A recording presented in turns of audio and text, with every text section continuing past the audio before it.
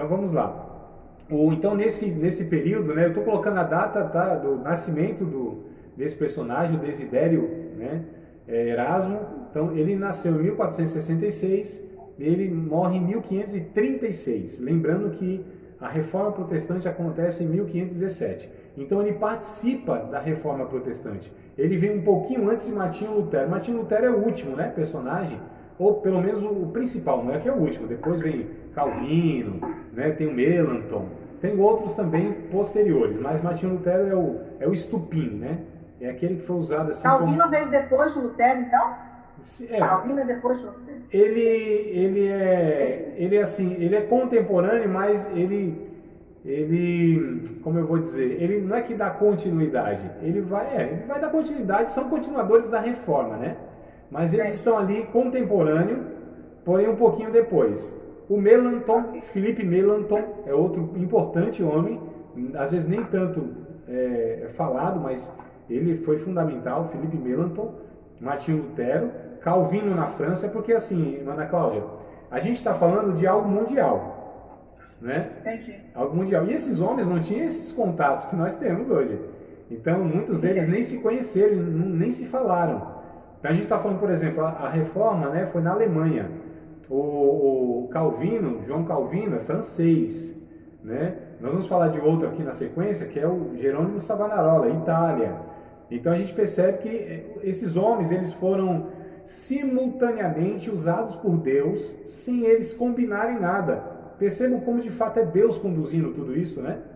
Não havia nada articulado, não era assim um combinado, não era que eles se conversaram, disse, não, vamos se levantar contra esse negócio e vamos combater tudo isso. Não, era o Espírito de Deus de fato, pontualmente, e na construção da história, é isso que é importante a gente ver aqui, por isso que eu estou tentando trazer essa sequência para que a gente entenda que não foi Martinho Lutero, não começou e nem acabou nele, né? Ele foi o estupim, ele foi o pivô do negócio, mas isso já veio pelo menos há um século e pouco atrás. Como eu disse, com John Wycliffe, né, trazendo a Bíblia, já denunciando os abusos da igreja. Aí vem John Hus, tá? Aí agora a gente está falando do Erasmo de Roterdã, um pouquinho antes também, né?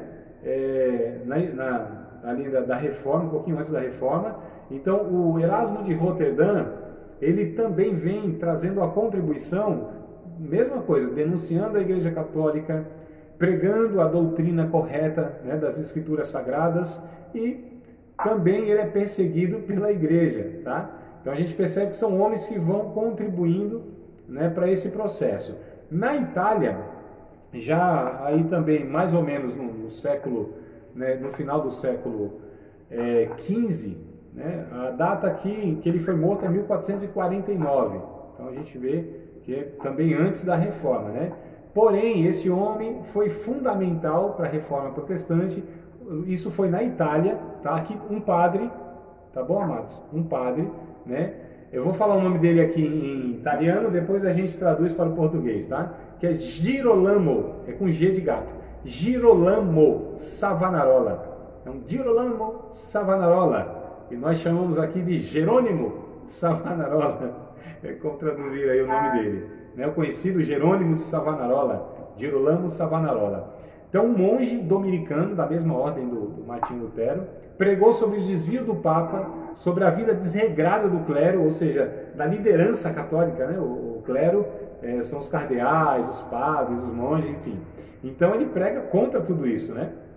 O Papa tenta comprá-lo, olha só, né, o Papa, porque ele denunciava mesmo, era o profeta de Deus, era um homem que pregava, amados, ele pregou, aí Roma, melhor dizendo, né, eu ia falar toda a Itália, mas Roma mudou os hábitos, a cidade onde ele pregava, os hábitos foram mudados das pessoas, ou seja, pessoas estavam se convertendo de verdade. Ele denunciava o pecado dos padres que viviam nas tabernas, com as prostitutas, enchendo o caneco lá, numa vida totalmente desregrada.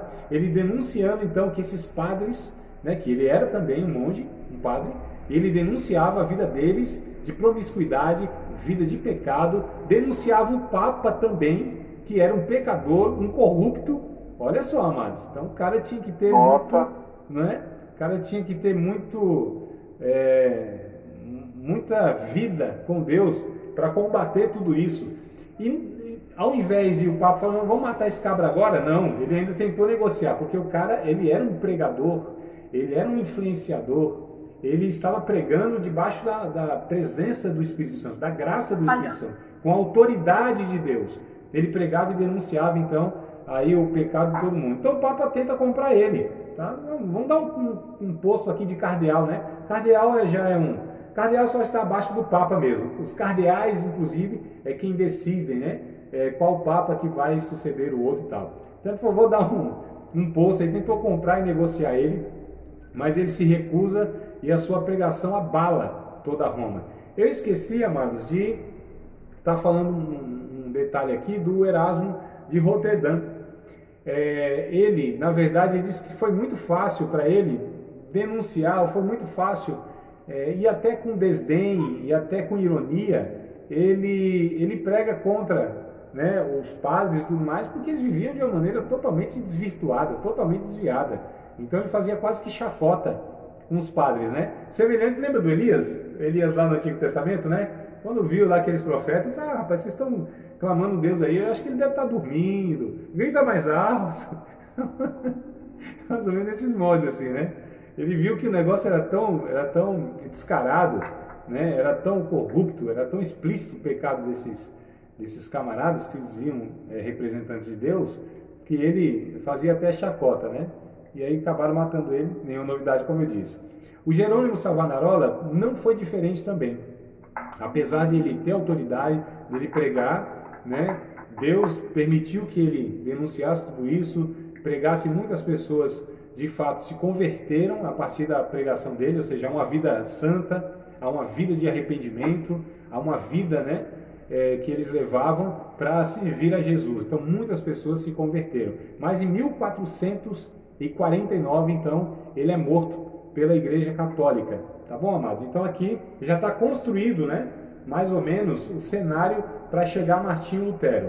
Então olha só, desde lá de trás, Inglaterra, Itália, né, França também, tinham lá movimentos, né, algumas poucas pessoas que já estavam recebendo tanto a pregação do verdadeiro Evangelho, alguns na sua língua, as Escrituras Sagradas, né, os papas e a liderança católica já tinham sido confrontadas e mostrado, né, os seus pecados, os seus desvios, os abusos da Igreja Católica, mas ela continua.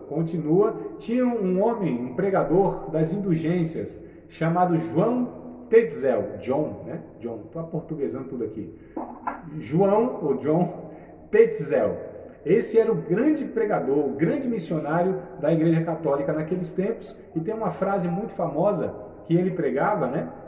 Ele dizia assim: somente o tilindar das moedas no fundo do cofre e o seu ente querido será salvo ou tirado do purgatório. Ou seja, ele pregava, ele vendia as indulgências. E é como eu disse, então quem tinha muito dinheiro pagava mesmo, né, pelos pecados dele, comprava mesmo, né, a indulgência, o perdão. Então a Igreja Católica, ela vendia mesmo perdão, literalmente, né? E aí muitos pobrezinhos, coitados, o que eles tinham lá também, a igreja oprimia eles, né? A Igreja Católica, ela terrorizava. Olha como é bem semelhante muitas vezes o que a gente vê hoje em algumas igrejas evangélicas, né? Ou se pega pela culpa, ou pelo medo, ou pela ganância. Pela culpa, ou pelo medo, ou pela ganância. Eu estou falando da igreja evangélica, as denominações evangélicas no Brasil. Pelo medo, né? Ou você faz, ou a mão de Deus vai pesar. Pela culpa, tem algum pecado, se conserta aí. Ou pela ganância, faz porque Deus vai te retribuir. Então, o pregador, né, ele pega por um lado, escapa de um, pega do outro. Olha só, amados, a gente vê algo assim terrível. E as pessoas não discernem essas coisas, elas acham que é evangelho, elas acham que são de Deus, elas acham que estão ouvindo a palavra e a verdade de Deus, e não estão. Essas pessoas, como a história nos mostra aqui, estão no mesmo cenário, só tem outros atores, né? Só os outros atores, só tem outros hipócritas, para falar a palavra mais refinada aí, né? Só tem outros artistas, tá certo? Só as máscaras são um pouco diferentes das outras, mas é o mesmo teatro, né? É a mesma enganação, enfim. E aí a gente vê então o Martinho Lutero que vai surgir nesse cenário, amados.